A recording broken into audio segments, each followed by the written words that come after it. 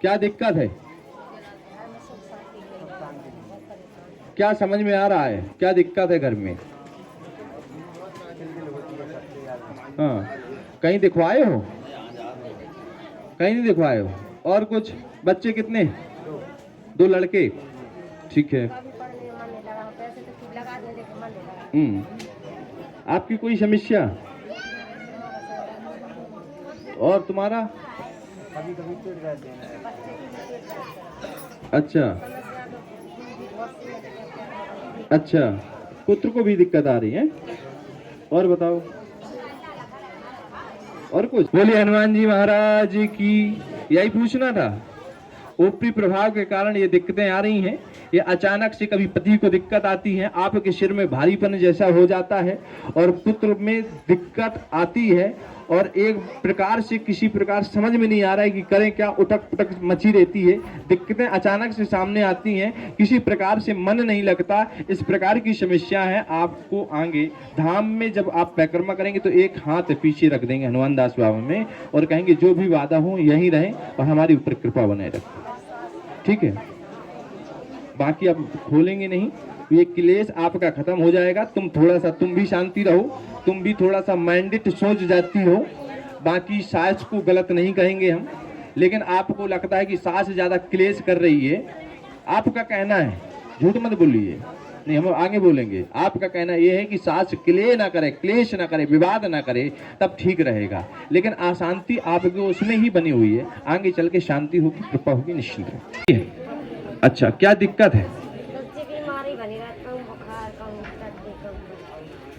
बोलिए हनुमान जी महाराज की, बोलिए शंकर भगवान की। और कुछ तो नहीं पूछना है?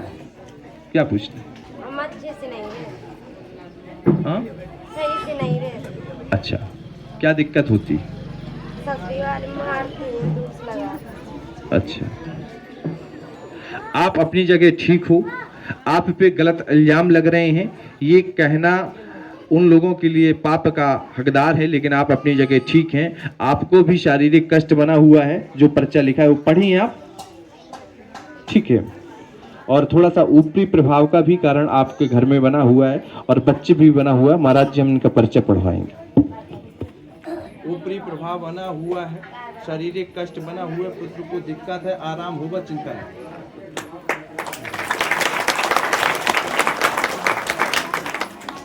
ठीक है, आपको पेशी करना है, परेशान मत हो, लेकिन आपको तो सात्विक ही रहना है। बाकी पति को भी कहें कि अगर बच्चे को आराम चाहिए तो कोई प्रकार से खाना पीना इत्यादि से दूर रहें। ठीक है, आपके परिवार में खाने संबंधित बोल रहा हूँ, बाकी परेशान ना हो और इसमें प्रयास आप करते रहें, पेशी करते रहें। बोले हनुमान जी महाराज की, बोले शंकर भगवान की। पहली बार आप आई हैं क्या? ठीक है, बैठो और पेशी करो। चला 1 बजे तक हम जागते रहे, लोगों के विषय में चर्चा चलती रही, तो मैंने इनसे कहा कि महाराज जी परेशान न होइए, कुछ हमारे भक्त लोग हैं जो कथा कराने चाहते हैं, तो कथा में आप क्या लेंगे भाई? आप वृंदावन से आएंगे, महंगे होंगे। तो उन्होंने कहा कि देखिए हम आपको क्या कहें, आप हमारे बड़े भाई जैसे हैं, लेकिन अगर निरुआ धाम का कोई व्यक्ति अगर कथा कराना चाहेगा तो मैं निःशुल्क आऊंगा, 1 रुपये दक्षिणा मात्र में कथा करने का अवसर मुझे प्राप्त हुई, यही मेरे लिए सौभाग्य है।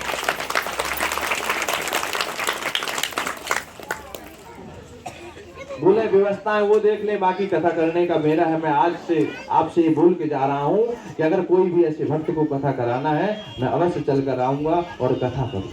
तो हमने भी इनको वचन दिया कि अगर आपकी कथा होगी तो दरबार का आयोजन हमारा भी होगा, एक दिन का दरबार भी होगा। बोलिए हनुमान जी महाराज की, बोलिए शंकर भगवान की। तो हम चाहेंगे कि 2 शब्द बोल लेना, आपको उसी तरफ आना पड़ेगा और ज्यादा माइक की रुपाटी नहीं, थोड़े 2 शब्दों से आपकी वाणी सुन ले। गुरुदेव, हमारे दादा गुरुदेव इसी जन्मभूमि पर हुए, इसी पुण्य भूमि पर हुए और पास में ही माँ भगवती वेदवती गंगा का प्रवाहित हो रहा है। तो ऐसी भूमि के बारे में जितने शब्द अगर ज़्यादा से ज़्यादा कहे जाएं, अगर यहाँ बैठकर मैं 2-3 घंटे भी कहूँ तो बहुत कम हैं। आप सभी लोग बड़े सौभाग्यशाली हैं। कि यहाँ पर आकर के महाराज जी के द्वारा आपकी समस्त समस्याओं का समाधान हो रहा है।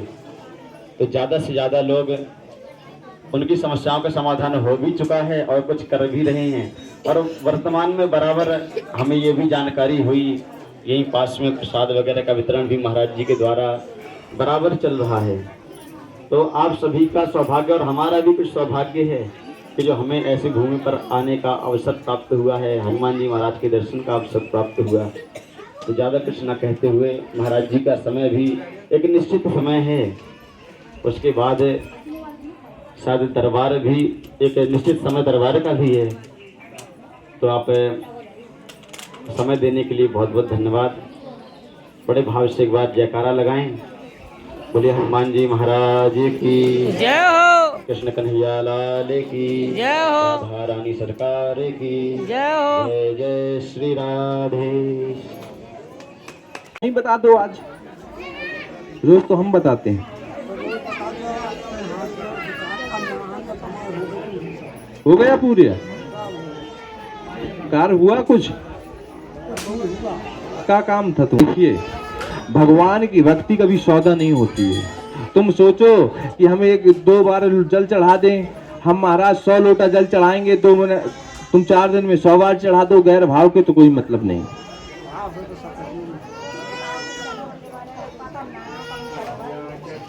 तो उसमें आप नहीं आओगे तो आपका नुकसान है हमारा, बताओ।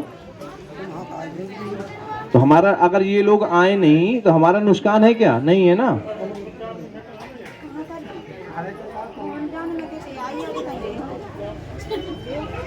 अब कोई व्यक्ति कहे गुरुजी हम तो ना आएंगे नहीं, हम बताओ, तो हम कहते हैं भैया सिर जाते।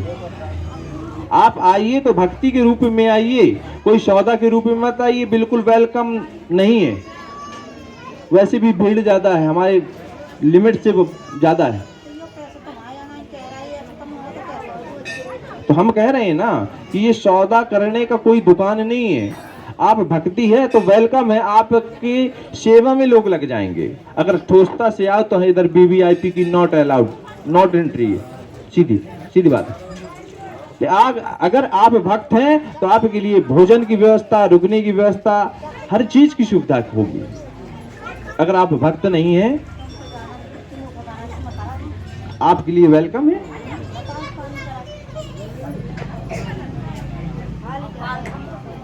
और सुनिए, अगर कोई कहे कि हम भगवान की पूजा तब करेंगे तुम्हारे ऊपर कृपा हो जाए, तो भगवान आपकी पूजा की प्रतीक्षा नहीं कर रहे हैं। आप याद करिए कि सतयुग द्वापर त्रेता में लोगों ने कई जीवन बर्बाद कर दिए, नष्ट हो गए भगवान की भक्ति में, तब लास्ट में भगवान को प्राप्ति हो पाई।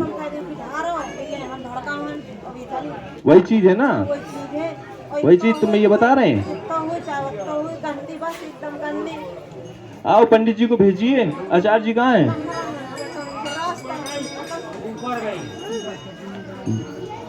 आप परेशान नहीं हुई, अगर उनके अंदर भक्ति होगी, हनुमान दास बाबा की कृपा होगी तो जरूर वो भक्ति करेंगे और भक्ति मार्ग में आएंगे। अगर कोई ठोसता करे कि आप कृपा कर दो, तो भक्ति आपको करना पड़ेगा, क्योंकि अच्छा बुरा आपके द्वारा होता है। तो उस अगर बुरा हुआ है तो उस अच्छा करके उस बुरे को मिटाना होने का कार्य आप करेंगे।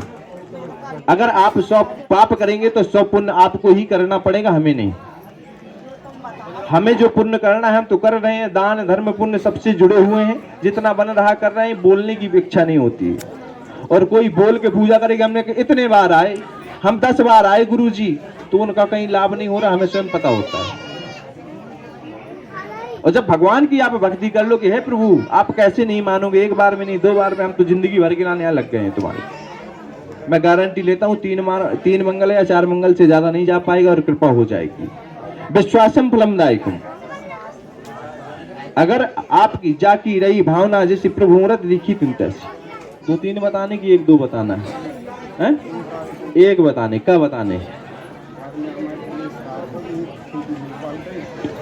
तो रो कहे रहे हो? लग तो रहा है हमें रो रहे हैं अंदर से। तुम हमारा पर्चा बता रहा है कि तुम रो रहे हो। सही बताओ। अब ये कह रहे हैं, भैया कह रहे हैं रो नहीं रहे, इनके जरा मुंह तरफ देखो, कह रहे रो नहीं रहे। अब बताओ, अब उधर मुंह दिखाओ ना। अब कह रहे हैं नहीं रो रहे हैं हम। हाँ तो मंगा भी दो गए थे। रोना नहीं है। इस धाम में आकर तुम घर की समस्या लेके आए हो कि घर में लड़ाई ना हो, सब कुछ शांति से रहे, तो और भी दो तीन काम है तो वो भी बन जाए। ठीक है, परेशान ना हो, घर में हवन करवाओ, अपने घर में हवन करवाओ, तुम ठीक रहोगे। परेशान ना हो, थोड़ा सा क्लेश योग बना है जिसमें अशांति बनी हुई, अंदर से घबराहट जैसी दिक्कत तुम्हें प्रारंभ होती है, बेचैनी जैसी दिक्कत प्रारंभ होती है, कृपा रहेगी, परेशान हो जाओ। खुश रहो, भगवान रक्षे करें। चलिए ठीक है। तो वहाँ पर्चा बना था आपका? हाँ, तो क्या पूछना है बोलो। नाम क्या है? संतोषी। तुम्हारा नाम? ठीक है। प्रभाव है, आपको पेशी में बैठना है। हेलो, जो पेशी होगी अभी 12 बजे पेशी होगी, उसमें बैठना है। थोड़ी सी बाधा है, वो निकल जाएगी। इसके बाद में इनको ठीक हफ्ते 2 हफ्ते में इनको आराम हो जाएगा। भैया निश्चिंत रहो, ठीक है। और कुछ? 1 बजे तक। तो वही तो कह रहा हूँ, तुम्हें शुद्ध शब्दों में बताऊं कि भूत आपके अंदर प्रवेश है। है? तभी पेशी में बैठने के लिए कहा ना। तो शरीर में आपके भारीपन रहना, हाथ पैर भारी पहना, अभी बैठोगी रोने लगोगी अपने आप। ठीक है, तुम्हारे अंदर से प्रीत बाधा है, वो क्रोध एकदम से रोने जैसी इच्छा होती है, अंदर से चिड़चिड़ाने की इच्छा होती है, ये तुम्हारी शांत हो जाएगी। जो पेट की समस्या है वो भी ठीक हो जाएंगी धीरे निश्चित है। बोलिए हनुमान दास बाबा की, बोलिए शंकर भगवान की जय हो। की नस दबी हुई, उसने ऐसा कहा था आपसे। कौन आया इनके साथ में? जो हम कह रहे हैं सही कह रहे हैं। उसने पूजा भी कर दी, उपाय भी कर दिया, लेकिन आराम नहीं है। और यहाँ हम कुछ भी नहीं कर रहे हैं, आराम प्रारंभ हो जाएगा। श्री राधे। बोलिए हनुमान दास बाबा की, बोलिए शंकर भगवान की जय हो। ठीक है, प्रस्थान करिए।